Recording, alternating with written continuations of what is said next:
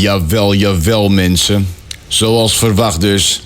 Ik ben achter die waarheid gekomen die niet verteld mag worden. En met deze waarheid gaan we natuurlijk wel blijven vertellen.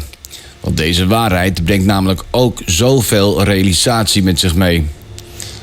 Als je dit goed gaat beseffen, gaat jouw wereld veranderen. Je moet jezelf blijven voorhouden dat alles wat je ziet op tv en op internet, daarvan is alles een show. Het is één groot toneelstuk. En wanneer je het net zoals bij een echt toneelstuk of filmvoorstelling de zaal uitloopt, dan is voor jou het toneelstuk voorbij. De politiek, het nieuws, de discussieprogramma's, de livestreams, maar ook de discussie onder de livestreams. Het is allemaal die externe wereld die constant jouw aandacht probeert te sturen en vast te houden. Probeer deze externe wereld te zien als één grote hypnose. Als een constante stroom van hypnotiserende commando's. Bedoeld om inderdaad jouw aandacht te blijven vestigen op die externe realiteit. Probeer je nu eens de tijd voor te stellen toen er bijvoorbeeld nog geen mobiele telefoons waren. En dat je daarnaast in die tijd ook nog eens even de tv uit zou zetten, op geen kranten, boeken of magazines zou lezen. Zo'n staat van zijn is voor ons eigenlijk niet eens meer voor te stellen. Een staat waarin je dus vrij weinig tot niet geprikkeld wordt door deze schreeuwende externe buitenwereld.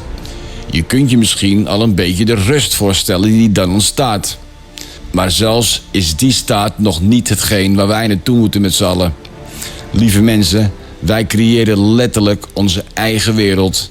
De kwantumfysica zegt het en de Oosterse antieke mythische verklaringen omschrijven het. Wat bijvoorbeeld de antieke of eeuwenoude teksten ook beschrijven, is wat naar voren komt tijdens de speech van David Icke. En in het Nederlands noemen we deze entiteiten argonten. Maar hier legt David Icke het zelf even voor je uit. And you know, a lot in the conspiracy research arena, like I said earlier, brilliant. There's so many people involved in this now. But the vast majority of them will not go even close to where we're going to go in the next 2 hours or so, because of religious belief systems, or because, well, even if it's true and I say it, I'm going to lose my credibility. I think you lose your credibility if you don't go with what you believe to be true, and you edit that on the basis of what will people think of me if I say it. That's how we got into this frickin' mess. And unless we understand how deep the rabbit hole goes and what we're dealing with, we're never gonna find an answer to it. And just stockpiling weapons and fighting the system is just playing into the system's hands for reasons that will become clear, indeed, possibly already have.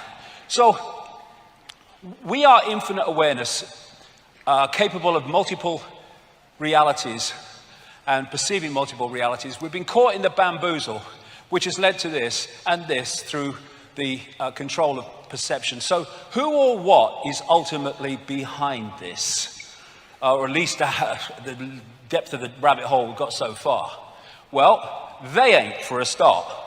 Because they're just here today, gone tomorrow, people who are just puppets of a system that's here yesterday, today, tomorrow, and the next day. It's not him. I don't care if he's supposed to be the most powerful man in the world. He ain't. He's another bloody glove puppet.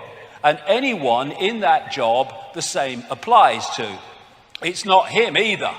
Here today, gone tomorrow, presidents and leaders who are replaced by other leaders. But the system, the direction goes on because there's something behind that that's pushing that direction on. And nor even is it the corporations. They're still at the level of playing out the control. It's not actually at the point of creating it. It's not the origin. It's not people sitting around tables. They're still at the point of playing it out. You can go into the shadows and you can get closer to where it's coming from, but you're still at the play out level. You go even deeper into the rabbit hole, really deep into the web. And that's where you find people like the Rothschilds and such like. You don't see us, but we control your life. But there's levels beyond that, where it's coming from. But where is it? Okay, well, I'm going to cut to the frickin' chase, really. The truth doesn't change because you don't want to hear it. Now, Obviously, I can't go into great detail with this. I mean, the perception deception is that bloody big. The whole day is about connecting dots to show the picture.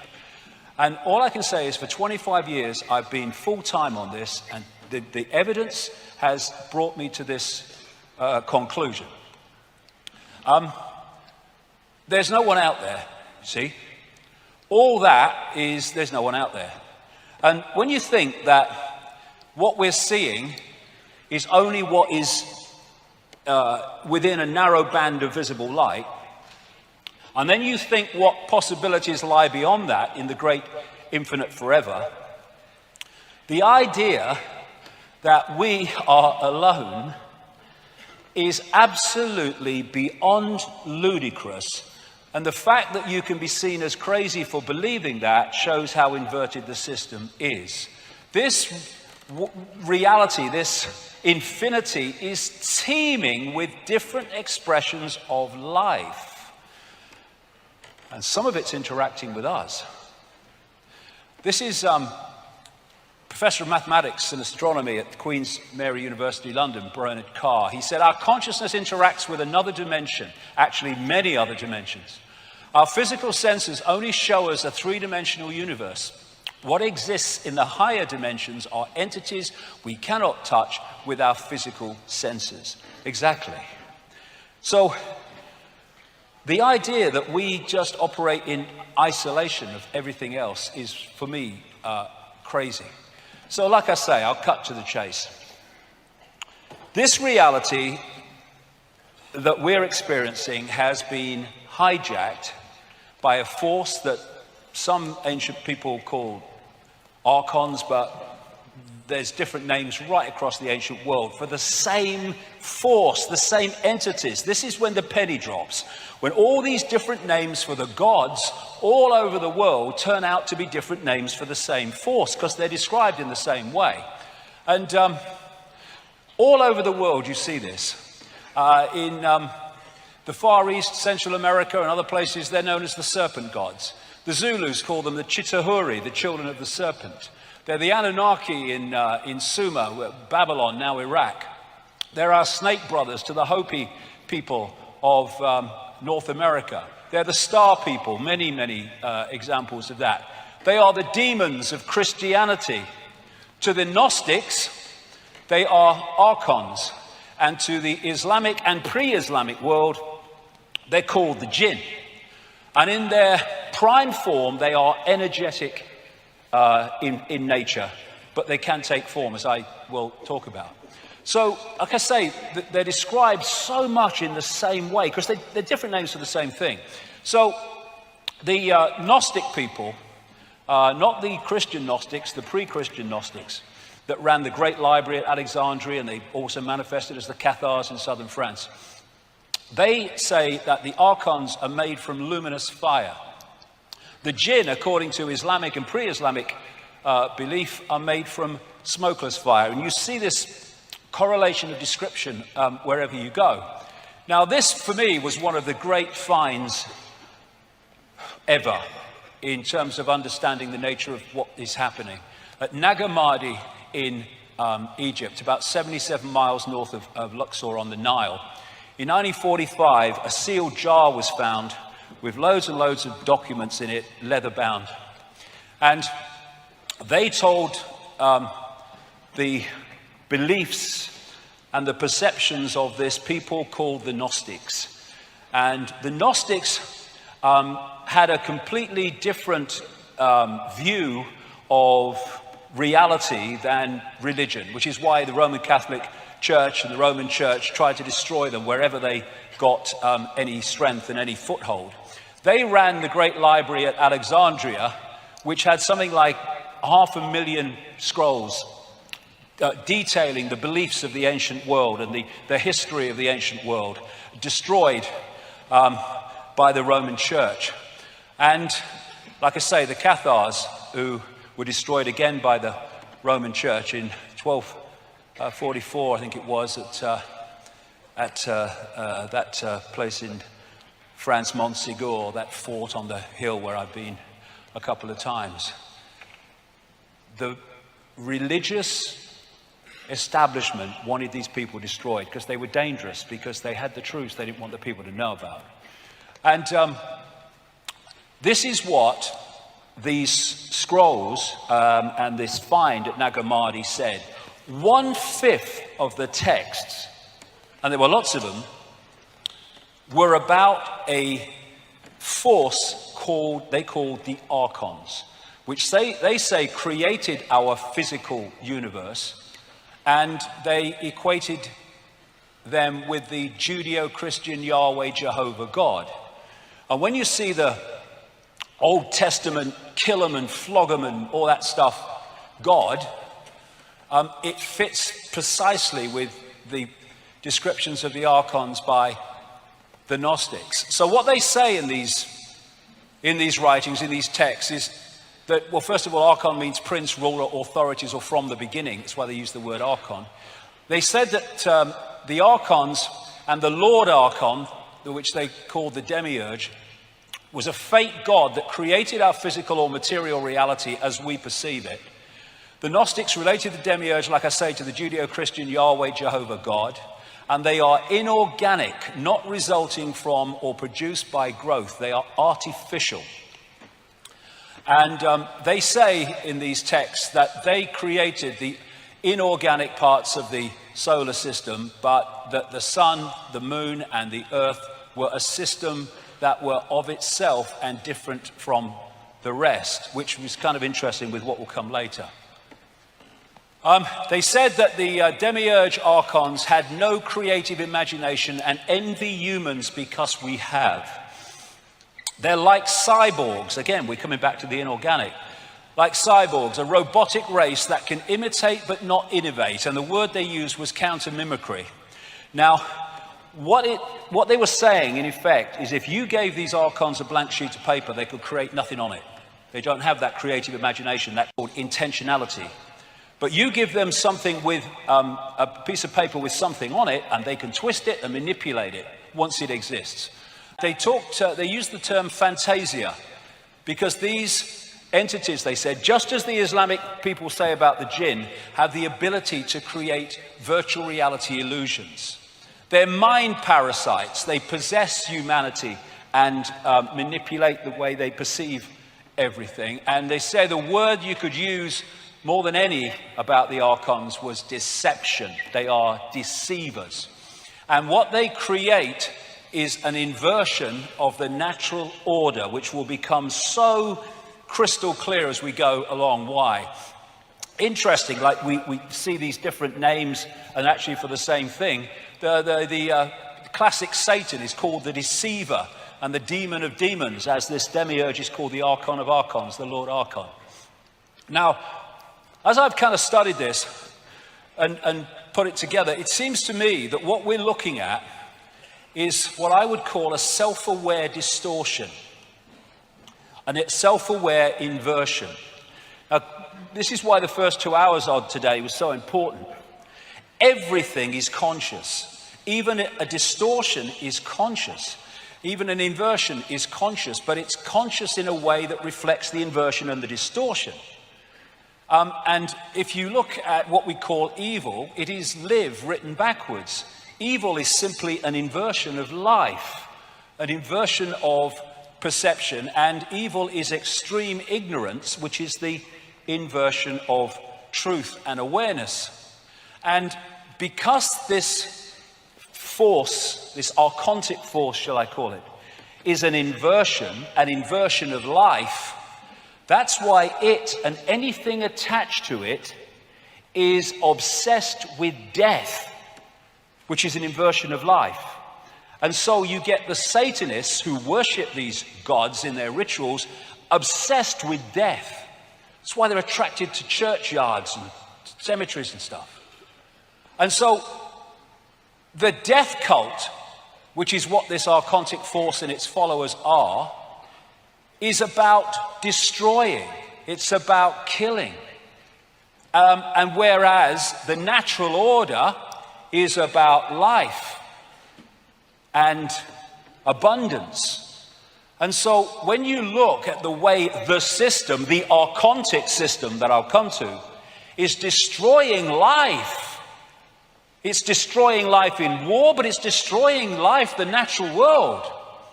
And it seems a contradiction, but it's not, because that's their world. The archon world described by the Gnostics is one of death, one of no creative imagination. It's a death cult, and all this pollution and environmental devastation is absolutely what it wants, because that's its reality. And the other thing about the archontic mind is it's what we call psychopathic. They're psychopaths, the definition of which is this: no empathy, no remorse, no empathy, no ability to put themselves in the feelings of those that suffer the consequences of their actions. Once you have no empathy, you have no limit to what you will do, because you have no emotional consequence for doing it. No remorse for what you do, no shame. Parasites overwhelmingly. Why? Because they have no creativity of their own, so they have to parasite off the creativity of the target population. That's what the system does. Look at banking. What else is that but an exercise in parasites?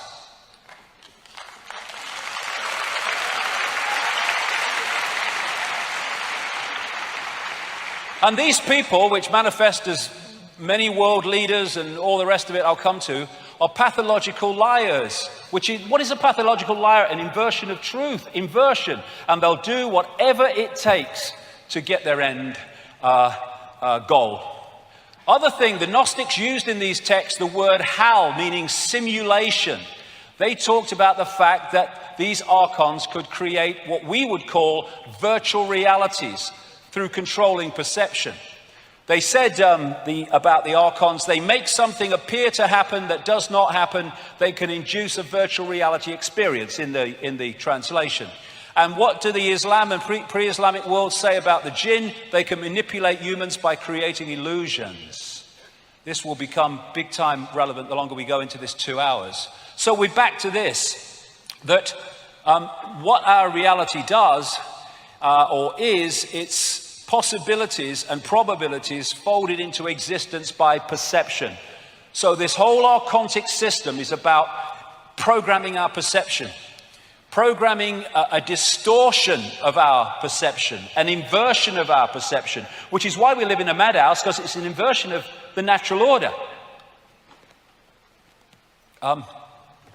So the idea is to disconnect the human mind, the human droplet, from the ocean, and lock us into this tiny set of frequencies, which then we perceive as all that there is to see, and gotcha.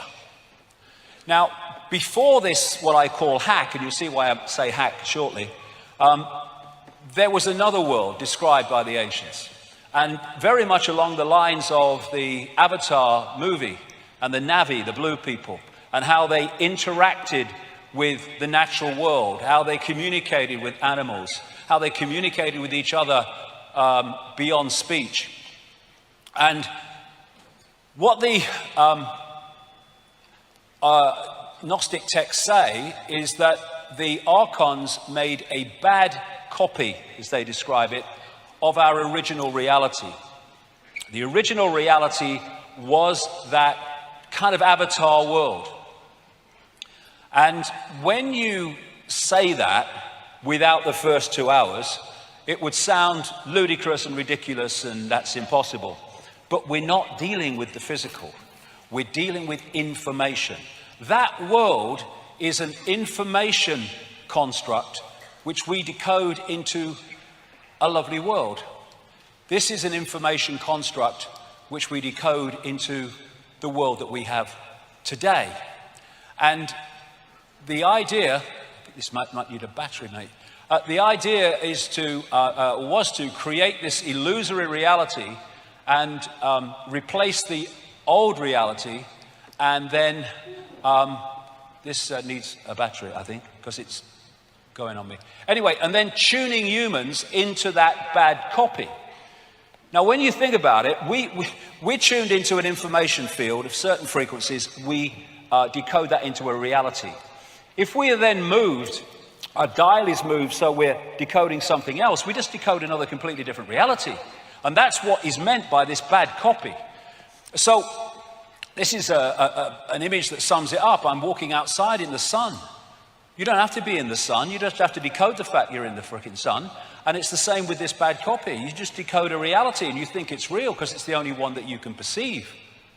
So you can decode a reality of the avatar kind, and then you are fed a different information source, tuned into it, ways that I'll come to, and then you decode a different reality, what I call the archontic reality.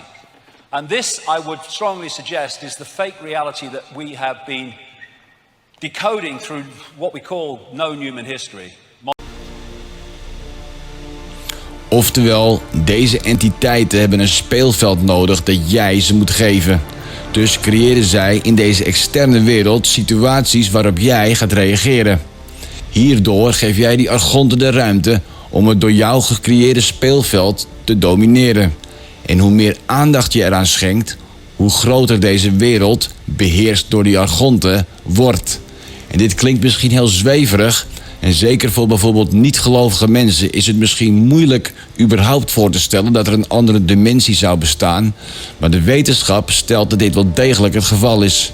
Het hele concept quantumcomputers is gebouwd rondom deze wetenschap en de deeltjesversneller in Zwitserland is de meest hypermoderne uitwerking ervan. Deze dimensies bestaan en wat wij ervan weten is niet best. Nou wordt dit gelukkig geen bijbelstudie, maar er staan dus ook een hoop zaken beschreven over deze archonten in bijvoorbeeld de Book of Enoch. Maar dat dus een andere keer. Hoe meer aandacht jij als bewustzijn geeft aan de externe wereld die je wordt voorgehouden, hoe meer deze externe wereld serieuze vormen gaat krijgen. En uit eigen ervaring kan ik nu ook zeggen dat het bewust negeren van deze externe factoren er heeft geresulteerd dat deze zaken gewoon wegappen. In het begin waren het de schrijvende trollen, nu zijn het de livestreamers die bij bosjes exposed worden. Deze karakters houden gewoon op te bestaan. Het zijn lege zielen die bewust, maar ook vaak onbewust van hogerhand of eigenlijk van lagerhand worden gestuurd of worden beïnvloed door het uitvoeren van deze agenda. Dit is namelijk inderdaad een battle in alle lagen van de realiteit. En uit die gestoorde kabbala van ze hebben we natuurlijk recent geleerd dat als wij er niet meer in geloven, hun niet meer serieus nemen of gaan negeren, dat hun goden, deze archonten, net zoveel schade toegebracht wordt als zij. Net zoals dat wij deze externe wereld het leven hebben geschonken, kunnen we er dus ook op deze manier een einde aan maken. Dus voor vandaag zou ik je in ieder geval willen meegeven, ga voor jezelf eens na wat jij kan doen in die 10 days of darkness zometeen. En dat we ons dus echt maximaal gaan inzetten om ons in die tijd helemaal te gaan afsluiten voor alle externe factoren in de vorm van media, televisie of andere digitale content. En vraag jezelf af, wat deed jij vroeger voor al deze poespas? Welke talenten of hobby's heb jij laten ondersneeuwen door je huidige telefoon- of technologieverslaving? Denk hier eens over na. En ik wens jullie een prettige dag. En jullie horen me snel weer, mensen. Wij zijn Nederland.